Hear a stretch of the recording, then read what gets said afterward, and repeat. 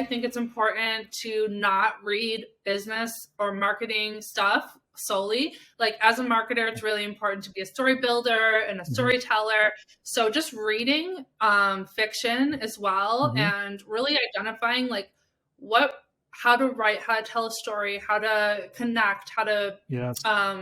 really dive deep into copywriting. Like if you like the way a writer writes, like Yes. study how they write, practice writing in their style and things like that. So I think it's important to kind of zoom out, and then you can be more effective in marketing or whatever you're doing, whether it's I marketing. couldn't agree more. That is 100%. And I think it's so important, that last point about copywriting, because that's a really big piece, sort of the porting into the spear when it comes to marketing. And I've noticed that personally too in reading all kinds of things. But when and I would even say even outside of reading or listening, but like, going to art shows, or things that are, you're taking in the world, and you're sort of filtering it through the lens of a marketer, Mhm. yourself, the marketer.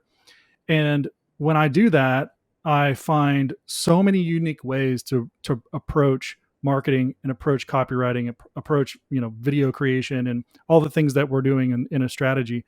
And I Mhm. don't really have anything off the top of my head. I wish I could draw on that, but I want to really emphasize what you're saying, because I know for personal experience, when I'm making myself aware that I'm taking in these things from the world, and I'm looking at them through the lens of a marketer, they really do impact how I approach things. And I think the only thing I could think of off the top of my head would be like an email, right? So if you're sending a nurture email to a warm list, and obviously subject line, but when you start that email, if it's really heavy story driven, and it is impactful in a way that you were impacted when you read, I don't know, Lord of the Rings, right? I mean, it doesn't have to be dramatic, but Yeah. if it's impactful, and it will grab people's attention in a way that they're not used to seeing on email.